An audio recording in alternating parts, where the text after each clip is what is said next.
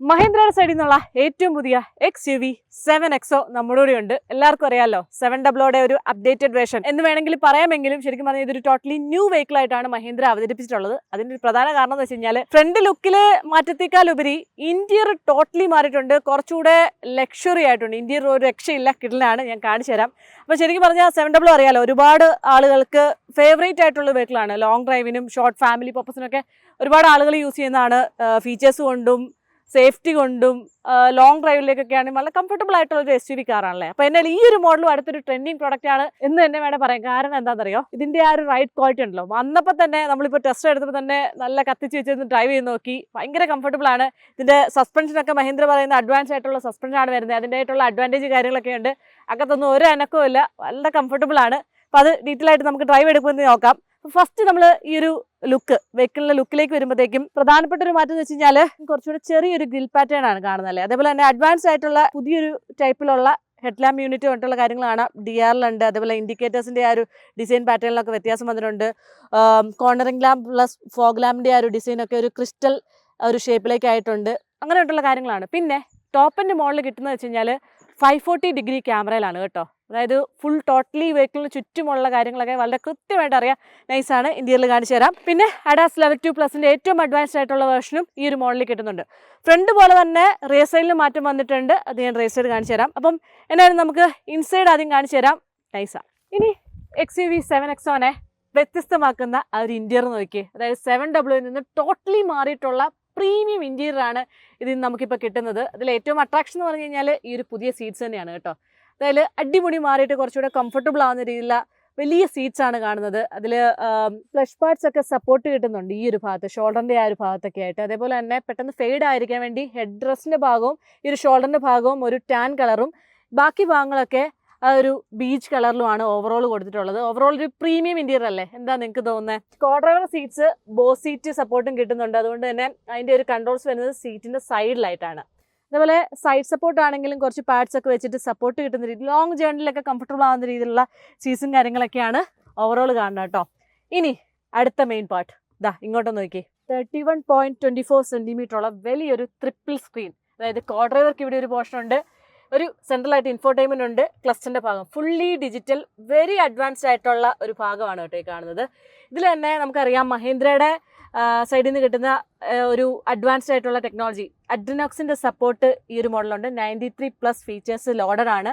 അതിൽ തന്നെ നമുക്കിപ്പം ഈ ഒരു ഡിസ്പ്ലേ യൂസ് ചെയ്ത് കഴിഞ്ഞാൽ YouTube, Amazon Prime, Jio Hotstar, games എന്ന് പറഞ്ഞിട്ട് കുറേ കാര്യങ്ങൾ സപ്പോർട്ടഡ് ആണ് ഈ ഒരു സ്ക്രീനിൽ. അപ്പോൾ ഇത് കൂടുതൽ ആക്സസ് ചെയ്യാൻ അല്ലെ യൂസ്ഫുൾ ആണെന്ന് വെച്ച് കഴിഞ്ഞാൽ കോ ഡ്രൈവർക്കാണ് കേട്ടോ. ഡ്രൈവർക്കുമായിട്ട് യാതൊരുവിധ ബന്ധമില്ല. ഡ്രൈവർക്ക് ഒൺലി ഫോർ ഈ ഒരു സ്ക്രീനും നമ്മുടെ നോർമൽ വെഹിക്കിൾസ് പോലെ തന്നെ. അതായത് ഈ ഒരു ഡിസ്പ്ലേ ഉണ്ടല്ലോ, എനിക്ക് ഈ ഡ്രൈവർ പോർഷൻ നോക്കുമ്പോഴത്തേക്കും ഇത്രയും ഭാഗം അത്ര വിസിബിൾ അല്ല. കാരണം ശരിക്കും പറഞ്ഞാൽ ഇത് ശരിക്കും സ്ട്രെയിറ്റ് വ്യൂവിലാണ് പക്ക ഒരു വിസിബിലിറ്റിയിൽ കാര്യങ്ങൾ കാണാൻ വേണ്ടി സാധിക്കുന്നത്. ഫോർ സേഫ്റ്റിക്ക് വേണ്ടി മഹീന്ദ്ര പ്രൊവൈഡ് ചെയ്തിട്ടുള്ള കാര്യമാണ്. അതായത് ഡ്രൈവർ യാതൊരു കാരണവശാലും അങ്ങേയറ്റത്തെ സ്ക്രീനിലേക്ക് പോകേണ്ട ആവശ്യമില്ല എന്നുള്ളൊരു തോട്ടിൽ ചെയ്തിട്ടുള്ളതാണ് ഫോർ സേഫ്റ്റി. അപ്പം ഇതെന്തായാലും ഏറ്റവും ഒരു ട്രെൻഡിങ് ആയിട്ടുള്ള ഒരു ഫീച്ചർ തന്നെയാണ് ഈ ഒരു ട്രിപ്പിൾ സ്ക്രീൻ. അതെന്തായാലും നമ്മുടെ ഈ ഒരു മോഡലുണ്ട്.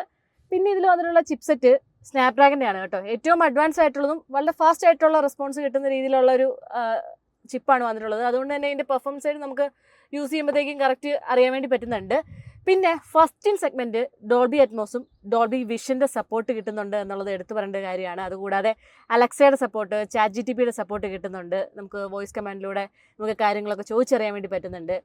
കൂടാതെ ഇതിൽ വന്നിട്ടുള്ള അടുത്തൊരു ഹൈലൈറ്റ് എന്ന് പറഞ്ഞു കഴിഞ്ഞാൽ ഹെർമൻ കാറിൻ്റെ മ്യൂസിക് സിസ്റ്റം ആണ് വരുന്നത്. 16 സ്പീക്കേഴ്സ് വരുന്നുണ്ട്. മൊത്തത്തിലൊരു 3D ഇഫക്റ്റ് ആണ്. ജസ്റ്റ് ഞാൻ കാണിച്ചു തരാം.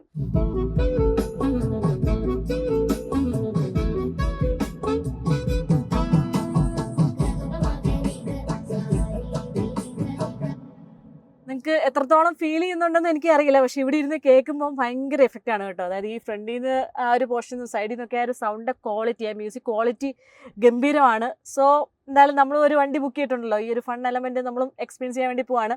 സോ അടുത്തൊരു പോയിന്റിലേക്ക് വരുമ്പോഴത്തേക്കും പറയേണ്ട ഒരു വെച്ച് കഴിഞ്ഞാൽ സേഫ്റ്റി പാർട്ടാണ് കേട്ടോ. 6 എയർ ബാഗ് ബേസ് വേരിയന്റ് മുതൽ ടോപ്പ് എൻഡിലേക്ക് ഈ ഒരു മോഡലിലേക്ക് വരുമ്പോഴത്തേക്കും 7 എയർ ബാഗ് കിട്ടുന്നുണ്ട്. കൂടാതെ ഭാരത് എൻക്യാപ്പിൽ 5 സ്റ്റാർ റേറ്റിംഗും കിട്ടിയിട്ടുണ്ടല്ലോ. സോ അങ്ങനെ സേഫ്റ്റി പാർട്ടൊക്കെ നോക്കുമ്പോഴത്തേക്കും ഒന്നും പറയാനില്ല. ഇനി മറ്റു കുറച്ച് ഫീച്ചേഴ്സ് നോക്കുമ്പോഴത്തേക്കും ഡാഷ്ബോർഡിൻ്റെ ഭാഗങ്ങൾ നോക്കുമ്പോഴത്തേക്കും ടോട്ടലി ന്യൂ റീഡിസൈൻ ചെയ്തിട്ടുള്ളൊരു ഭാഗമാണല്ലേ കാണുന്നത്. അപ്പോൾ ഇതിൽ തന്നെ നമുക്ക് ഈ ഡിസ്പ്ലേയുടെ പാനലിൻ്റെ തൊട്ട് താഴെയായിട്ട് ഒരു ബീജ് ഇൻസേഷനിലാണ് ഈ ഒരു ഭാഗം കാണുന്നത്. Dual zone AC climate control option ഉണ്ട് കേട്ടോ. അതേപോലെ തന്നെ തൊട്ട് താഴത്തേക്ക് വരുമ്പോഴത്തേക്കും ആ ഒരു സ്റ്റാർട്ടപ്പ് സ്വിച്ച് ഉണ്ടല്ലോ, അത് വളരെ ചെറുതാക്കി കളഞ്ഞ് കമ്പയർ ടു ഓൾഡ് മോഡൽ. പിന്നെ പുതിയൊരു മാറ്റം എന്ന് വെച്ച് കഴിഞ്ഞാൽ ടോട്ടലി ന്യൂ ആയിട്ടുള്ള നമ്മുടെ സ്റ്റിയറിംഗ് വീലാണ്. ഡ്യുവൽ കളറിലാണ് വന്നിട്ടുള്ളത്, ബ്ലാക്ക് പ്ലസ് ബീജ്.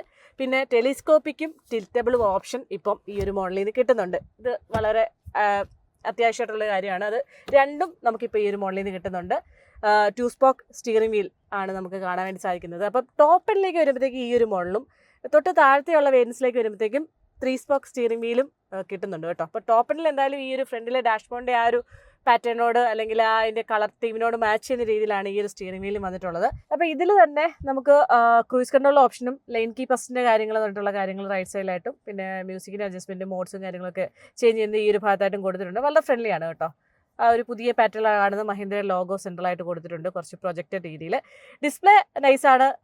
നമുക്ക് പക്ക വിസിബിലിറ്റിയിൽ കറക്റ്റായിട്ട് ആ ഒരു ഐസൈറ്റിന് കറക്റ്റ് അറിയാവുന്ന രീതിയിലാണ് ആ ഒരു തീമും കാര്യങ്ങളൊക്കെ ഓവറോൾ വന്നിട്ടുള്ളത്. പിന്നെ ഇൻഡിക്കേറ്റേഴ്സ് ടേൺ റൈറ്റും അല്ലെങ്കിൽ ടേൺ ലെഫ്റ്റും ഒക്കെ ആകുമ്പോഴത്തേക്കും നേരെ നമ്മുടെ ആ ഒരു ക്യാമറ ഓപ്ഷൻ ഇവിടെ ഓൺ ആവുന്നുണ്ട്. ഇത് നമ്മൾ ഓൾറെഡി 700 കണ്ട ഒരു ഫീച്ചറാണ്. നമ്മൾ ആദ്യമായിട്ട് ഇങ്ങനത്തെ ഫീച്ചേഴ്സൊക്കെ 700 ആദ്യമായിട്ട് കണ്ടത്. സോ അതെന്തായാലും ഇതിലും വന്നിട്ടുണ്ട്. പിന്നെ റൈറ്റ് സൈഡിലേക്ക് വരുമ്പോഴത്തേക്കും ആ ഒരു ഇലക്ട്രിക്കലി അഡ്ജസ്റ്റ് ചെയ്യാവുന്ന രീതിയിലുള്ള സീറ്റ്സിൻ്റെ കാര്യങ്ങളും അഡ്ജസ്റ്റ്മെൻറ്റും കാര്യങ്ങളൊക്കെ ഇവിടെയാണ് ഡോർ പാഡിലാണ് കൊടുത്തിട്ടുള്ളത്.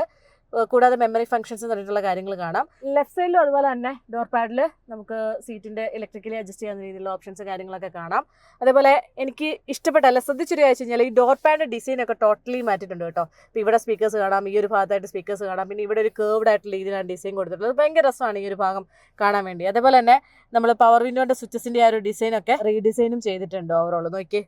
പിന്നെ തൊട്ട് താഴത്തേക്ക് വരുമ്പോഴത്തേക്കും ഹിൽ ഡിസിൻ്റെയും അതേപോലെ തന്നെ ട്രാക്ഷൻ കൺട്രോളിൻ്റെ സ്വിച്ചസ് കാര്യങ്ങളൊക്കെ ഈ ഒരു ഭാഗത്തായിട്ടും കൊടുത്തിട്ടുണ്ട്. ഇനി സെൻട്രലിലേക്ക് വരുമ്പോൾ ഒരു കാര്യം കൂടി ഉണ്ട് കേട്ടോ. ഈ ഒരു ഭാഗത്തായിട്ട് കുറച്ച് കാര്യങ്ങൾ അറ്റാച്ച് ചെയ്ത് വെച്ചിട്ടുണ്ട്. അപ്പോൾ അതിൽ 1 ടാപ്പിൽ തന്നെ ഇതാ 540 ഡിഗ്രി ക്യാമറയുടെ ഒരു ഓപ്ഷൻ നമുക്ക് കാണാം. നോക്കി വെഹിക്കിളിൻ്റെ ഓവറോൾ കാര്യങ്ങൾ എല്ലാം തന്നെ വിസിബിലിറ്റി പാർട്ട് നന്നായിട്ട് നമുക്ക് കാണാൻ വേണ്ടി സാധിക്കുന്നുണ്ട് അല്ലേ.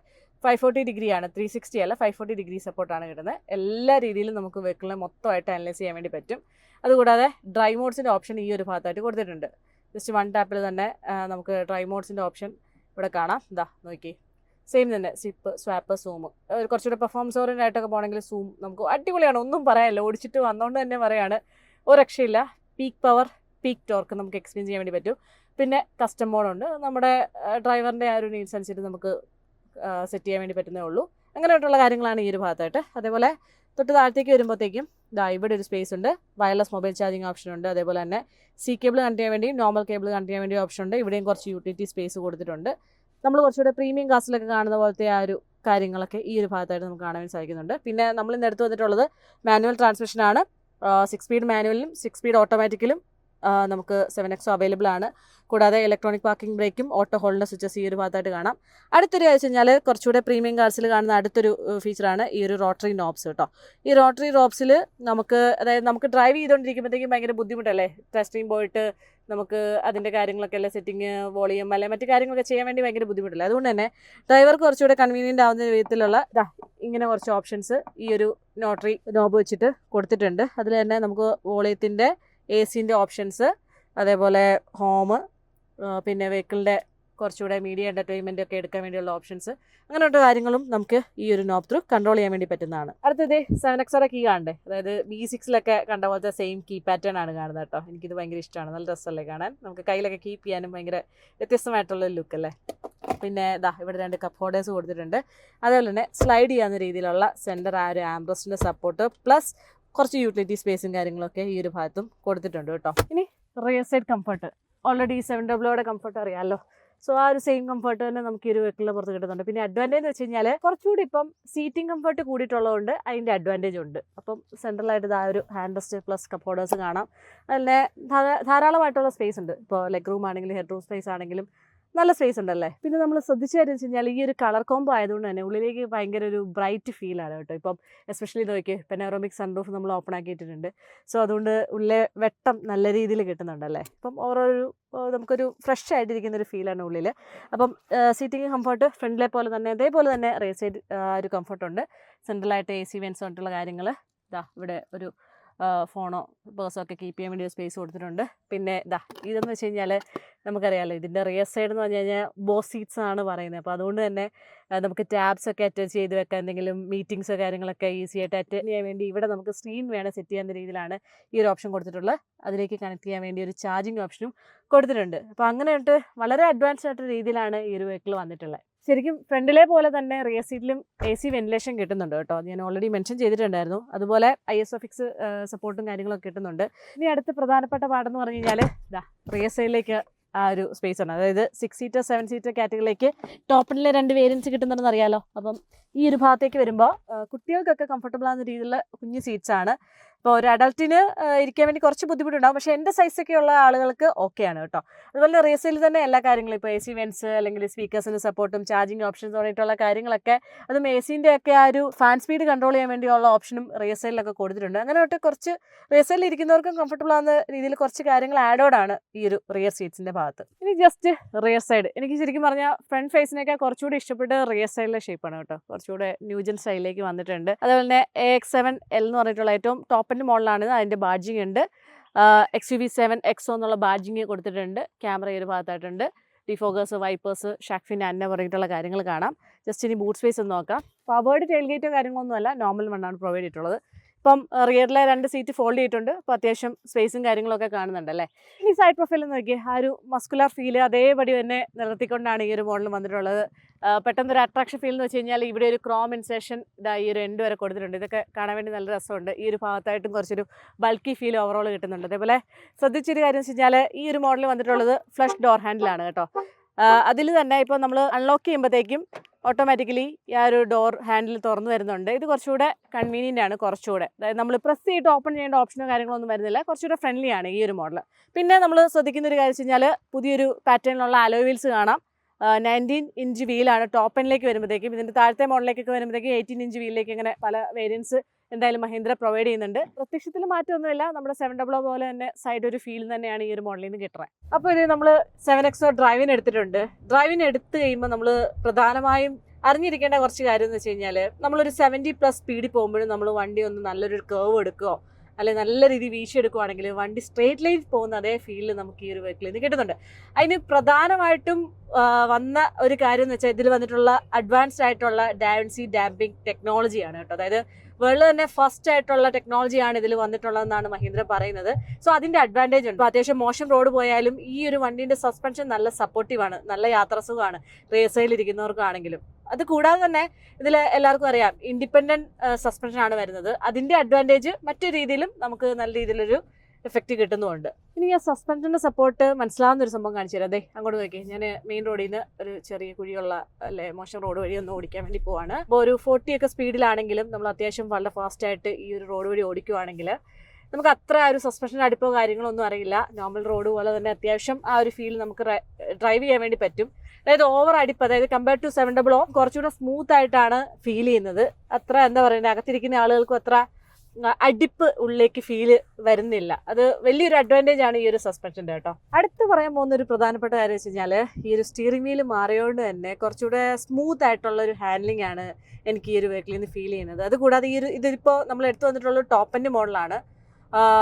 ഓൾ വീൽ ഡ്രൈവ് വെഹിക്കിളാണ് കേട്ടോ. ടോപ്പ് എൻഡ്സ് മോഡൽസ് എല്ലാം ഓൾ വീൽ ഡ്രൈവ് ആണ്.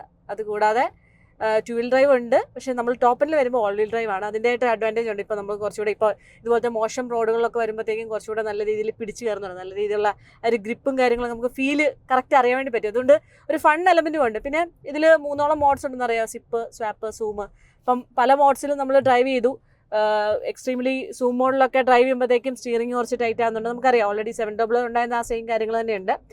പിന്നെ പ്രധാനപ്പെട്ട കാര്യം ഈ ഒരു വെഹിക്കിളിലെ ട്രാൻസ്മിഷൻ 6 സ്പീഡ് ഓട്ടോമാറ്റിക്കും 6 സ്പീഡ് മാനുവലും ഉണ്ട്. പിന്നെ എഞ്ചിൻ ഓപ്ഷൻ നമ്മൾ ഇന്ന് എടുത്തു വന്നിട്ടുള്ള ഡീസൽ ഓപ്ഷനാണ്. 2.2 ലിറ്റർ എംഹോക്ക് എഞ്ചിൻ. ഇതുകൂടാതെ പെട്രോൾ എഞ്ചിൻ എം സ്റ്റാൻഡിലുണ്ടെന്ന് അറിയാമല്ലോ. വളരെ പ്രൂഡായിട്ടും എല്ലാവർക്കും ഇഷ്ടപ്പെടുന്നത്, ഇപ്പോൾ എല്ലാവർക്കും ഇഷ്ടപ്പെടുന്ന ഒരു സീരീസ് ഓഫ് എഞ്ചിൻസ് ആണ് രണ്ടും. സോ ആ 2 എഞ്ചിൻസിന് സപ്പോർട്ട് വരുന്നുണ്ട്. ഡീസൻ്റ് ആയിട്ടുള്ള ഫ്യൂൽ എഫിഷ്യൻസി പാർട്ടും കിട്ടുന്ന ഒരു മോഡലൂടെയാണല്ലോ. അപ്പോൾ ഓവറോൾ എന്തായാലും ഇതിലിപ്പോൾ എന്തായാലും ലേറ്റസ്റ്റ് ടെക്നോളജി വന്നിട്ടുണ്ട്. ഇപ്പം അഡാസ് ലെവൽ 2+ സെൻസ് പ്ലസ് എന്ന് പറഞ്ഞിട്ടുള്ള വേരിയൻ്റ് ഏറ്റവും ലേറ്റസ്റ്റ് മോഡലിൽ 17+ ഫീച്ചേഴ്സിലാണ് ഇപ്പോൾ ഈ ഒരു വെഹിക്കിൾ ലോഡറായിട്ട് വന്നിട്ടുള്ളത്. അതേപോലെ ഡ്രൈവ് ചെയ്യുമ്പോൾ തന്നെ അറിയാം ആ ഒരു ലെയിൻ കീപ്പ് അസിസ്റ്റിൻ്റെ കാര്യം അല്ലെങ്കിൽ സ്പീഡ് വാർണിംഗ് എന്ന് പറഞ്ഞിട്ടുള്ള കറക്റ്റ് ആയ ഒരു ക്ലസ്റ്ററിൽ നമുക്ക് അറിയാൻ വേണ്ടി സാധിക്കുന്നുണ്ട്. അപ്പോൾ ഇതൊക്കെ ലോങ് ഡ്രൈവ് പോകുമ്പോഴല്ല ഡെയിലി ലൈഫിൽ വളരെ യൂസ്ഫുൾ ആയിട്ടുള്ള കാര്യങ്ങളാണ്.